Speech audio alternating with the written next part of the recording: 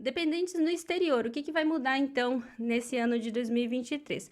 Para quem não sabe, eu vou fazer um resumo então, né, de como que funciona a declaração de imposto de renda. A declaração de imposto de renda no Japão, ela é referente a dia 1º de janeiro até dia 31 de dezembro. Muitas pessoas confundem, né, por o Japão começar algumas coisas em abril, como a questão fiscal, né, das empresas, mas aquilo ali é empresa, tá? A gente está falando sobre declaração de imposto de renda de pessoas físicas. Inclusive, quem é, por exemplo, presidente de uma empresa, ele também tem que declarar ele como pessoa física, sabe? Então, vamos entender que uma coisa é uma coisa, né? Pessoa jurídica é uma coisa, pessoa física é outra. Então, a gente está falando de pessoas físicas. E quando a gente fala de pessoas físicas, a gente está incluindo ali também os autônomos, tá? Porque o autônomo, ele faz a declaração de imposto de renda dele junto com a renda que ele teve sobre negócio, sabe? Então, isso daqui também é dia 1º de janeiro até dia 31 de dezembro. E agora a gente já entrou aqui no ano de 2023 e no ano de 2023 vai mudar algumas coisinhas em relação aos dependentes. Então, do que a gente está falando, né? O que é essa questão de dependente? Quando a gente faz a declaração de imposto de renda, a gente tem algumas deduções que a gente pode incluir ali para diminuir o cálculo do imposto. Então, por exemplo, né, você teve 1 milhão de renda, para ficar fácil o cálculo, tá?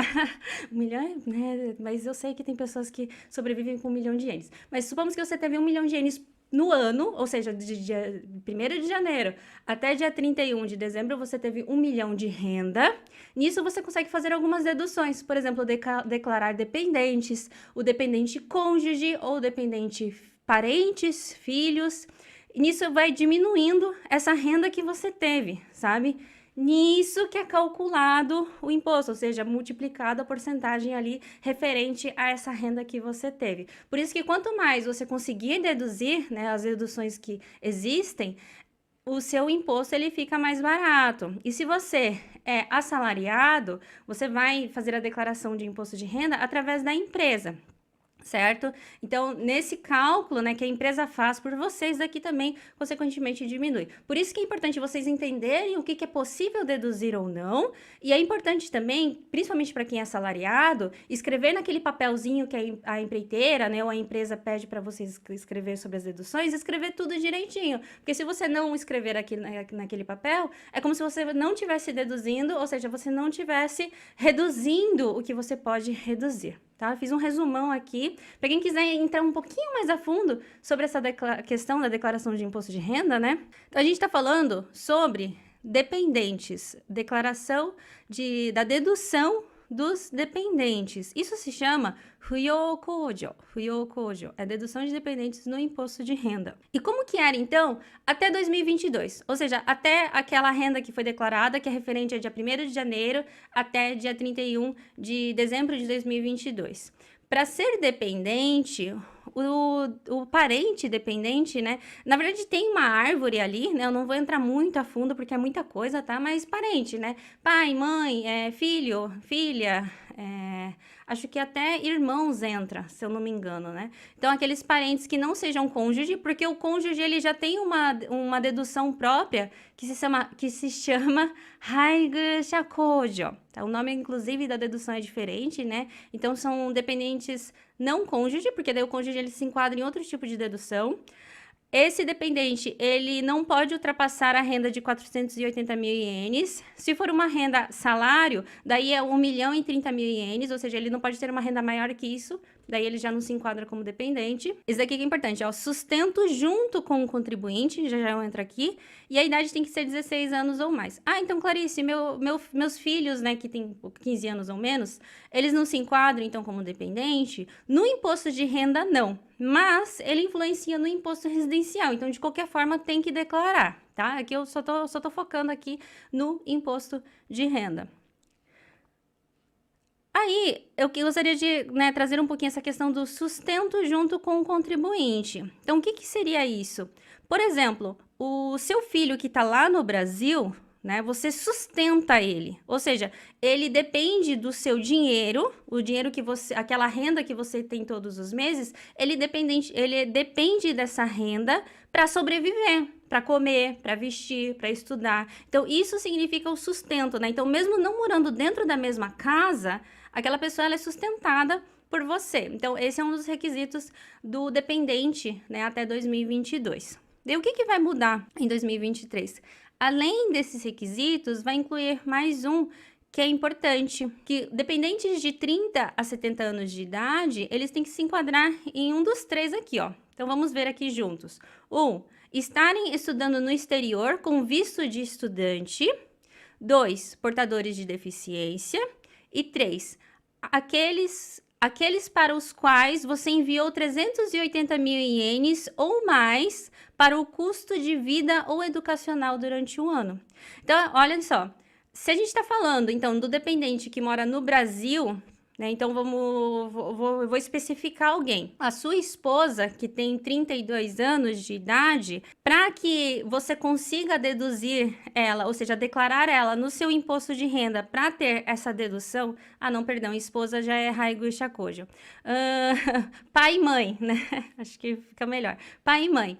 Pai, olha só, olha isso aqui, eu já tô falando aqui, né? Eu falei errado, mas eu já me corrigi. Então, ó, dedução de cônjuge já é um outro, né? Já é uma outra dedução. Aqui a gente está falando de dedução de parentes, então pode ser pai e mãe, né? Uma mãe de 65 anos, então um exemplo, né? A mãe de 65 anos de idade, para ela se enquadrar como seu dependente no imposto de renda, para você ter essa dedução do Fuyo Kojo, ela tem que ter, você tem que enviar para ela 380 mil ienes no ano ou mais. Não precisa enviar de uma vez os 380 mil ienes. Você pode enviar ao longo do ano, né?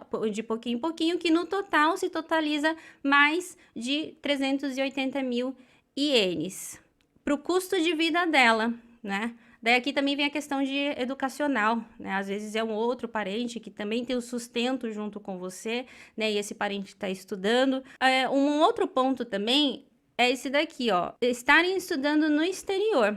Às vezes, pode acontecer, será? Eu tô tentando imaginar aqui alguma situação de uma pessoa mais de 30 anos ser dependente que não seja cônjuge e que esteja nessa situação. Mas tem que ter visto de estudante, sabe? A ryugaku é aquela pessoa que sai do Japão para estudar, para ir estudar nos Estados Unidos, para estudar, sei lá, na Austrália, Canadá. Então, essa pessoa ela tem um visto de estudante, né? Então, aqui é um ponto importante, né? Daí não vem esse requisito dos 380 mil ienes. Mas tendo um pensamento lógico aqui, gente, se a pessoa ela depende do seu dinheiro para sobreviver no Brasil, tem que enviar 380 mil ienes, né? Daí, assim, falando um pouquinho por detrás, né? De como que tudo isso começou, essas alterações, foi porque muitas pessoas, né, de forma antiética, declaravam, por exemplo, o tio, tia, e colocava assim um envio de 10 mil ienes e falava que estava sustentando eles lá, né? Ou seja, enquadrando de uma forma bruta, digamos, né? Que eles estão dentro no sustento junto desse contribuinte, né? Ou seja, do seu sustento do lar, e declarando várias pessoas para ter mais dependentes ali, ou pelo menos um dependente, né? Então, para conseguir, né, falar assim, não, realmente, essa pessoa, ela está dentro do sustento dessa pessoa que está declarando, eles colocaram esse valor, né, de 380 mil ienes, tá? Para dependentes de 30 a 70 anos de idade, tem que se enquadrar dentro desses requisitos. E atenção, mesmo que seus dependentes sejam menores de 16 anos, né, vocês precisam declarar eles no imposto de renda, porque o imposto de renda, tudo que você declara ali no imposto de renda, a Receita vai lá e fala para a prefeitura, olha, fulano de tal, ele teve uma renda tanto no ano de 2022, então vocês vão ter que calcular o imposto residencial dele de acordo com esse valor que ele declarar no imposto de renda, tá bom? Então, vai influenciar no valor do seu imposto de renda também, o imposto residencial também. Então, tomem atenção em questão a isso, tá?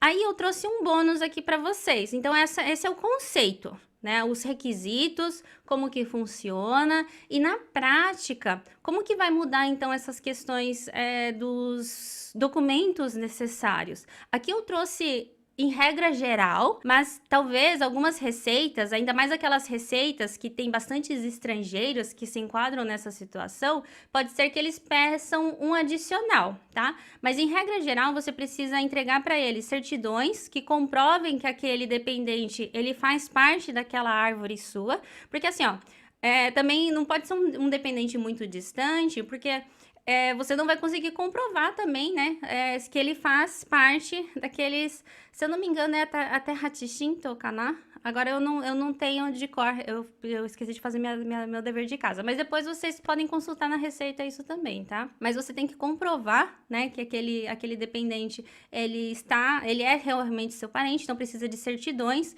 né, a sua certidão, a certidão dele. Então, se for de um grau um pouco mais distante, daí às vezes vai precisar de outras certidões também para comprovar, né, que ele é seu dependente, que ele é seu parente, perdão. Comprovante de envio do dinheiro. Esse daqui, ó, eu vou dar uma dica para vocês. Eu já ouvi dizer, né, porque eu trabalho com isso já há bastante tempo. Não que eu trabalhe com declaração, tá? Não se confundam com isso. Eu trabalho muito com finanças pessoais há muito tempo. E eu já ouvi, né, seguidores ou, né, clientes, às vezes, falarem assim, olha, eu não consegui declarar porque eu não consegui comprovar o meu envio. Daí eu perguntei, mas como assim você não conseguiu comprovar o meu envio? Ah, porque eu envio pelo TransferWise. Hoje em dia já o nome da empresa já mudou, né? Ah, porque eu envio por tal e eu não consegui declarar. Olhem só, aqui essas plataformas de envio, como a Wise, né, daí tem outras também, como que elas funcionam? Você envia o dinheiro primeiro para uma conta que eles pedem para você enviar, né? Eles te enviam um código, daí você envia o dinheiro uma vez para essa conta, dessa conta eles enviam lá, né, para o Brasil. E ao chegar no Brasil, então, ele chega com o nome de Wise, às vezes, não vai chegar com o seu nome direto. Daí pode ser sim que tenha receitas que não gostem disso, né? Porque afinal chegou ali para a pessoa final com outro nome. Mas pela lógica, né, para a gente ver como que o dinheiro está saindo, você pode comprovar dessa forma. Você vai tirar o extrato da Wise em japonês. Lógico que pode traduzir, né? Mas como já é possível tirar em japonês, já tira em japonês. É só você mudar a língua ali, né? O language do português, você troca para o japonês e tira o extrato. Nesse extrato vai ter, né, como que o dinheiro entrou e saiu. Ou seja, tal dia você fez a solicitação do envio, tal dia você enviou o dinheiro, eles verificaram que você enviou o dinheiro, começaram a transação e em tal dia chegou para o destino. Então, ali vai ter todas as datas, inclusive, acho que tem até horários. Você vai tirar esse extrato uma vez, vai tirar o extrato do seu banco que você enviou para o Wise e peça também, né, para a pessoa lá, dependente sua lá do Brasil, tirar o extrato. Daí, esse extrato que ela retirou, você vai ter que traduzir para o japonês. Daí, consegue ver, né, da onde que saiu o dinheiro e para quem chegou o dinheiro. Eles querem isso. Eles querem saber da onde que saiu e para quem que chegou o dinheiro. Aí precisa também do comprovante de residência do dependente, porque no Brasil não tem o nosso Jumihyo, né? Nesse ponto eu acho bem legal, assim, no Japão, que tem o Jumihyo, tem Kosei, que é bem fácil, assim, de saber onde que a pessoa reside, não necessariamente reside, né? Mas onde ela declarou que ela está residindo, e no Brasil não tem isso, então você vai precisar de um comprovante de residência desse dependente. Precisa também de traduções, né? Então, a certidão de nascimento, casamento vai estar em português, você vai precisar traduzir. Aqui no Japão também não tem esse sistema de tradução juramentada como no Brasil, então você pode pegar uma pessoa que sabe mais japonês e ela vai traduzir ali para você. Embaixo ela vai colocar traduzido por fulano de tal dia. Se carimbar também é melhor, sabe? Que daí fica uma coisinha mais formal, sabe? E outros documentos que a Receita local pedir, né? Eu já vi casos de pedirem, por exemplo, porque assim, nesse caso mais específico, o cliente, ele tinha uma filha um pouco, assim, mais, né, de 20 anos, mais ou menos, né? Então, ele teve que comprovar que ela realmente era dependente dele, porque ela estava estudando, ela ainda era estudante. Então, ele precisou de alguns papéis comprovando que ela era estudante. Ele teve que fazer uma carta também para a Receita, falando, fulana de tal é minha filha, ela está estudando em tal local, eu envio todos os meses um valor X para o sustento dela. Daí ele traduziu tudo isso para o japonês e enviou para a Receita, sabe. Então isso aqui vai depender muito do que a Receita pedir para vocês, mas mais ou menos a lista, né, dos documentos necessários para enviar o dinheiro, para o dependente lá no exterior e declarar ele como seu dependente no imposto de renda são esses, até 2022. Daí em 2023, além disso, né, além dessa listinha aqui, vai precisar o envio, né? Então você vai ter que comprovar que enviou realmente mais de 380 mil ienes no ano. 380 mil ienes ou mais, tá bom? Para aqueles que têm mais de 30 ou a 70 anos. Se bem que, mesmo se for criança, né, a realidade que a gente vê hoje em dia, se você não vir enviar isso, é 少しかわいそう. Tá bom? Entenderam?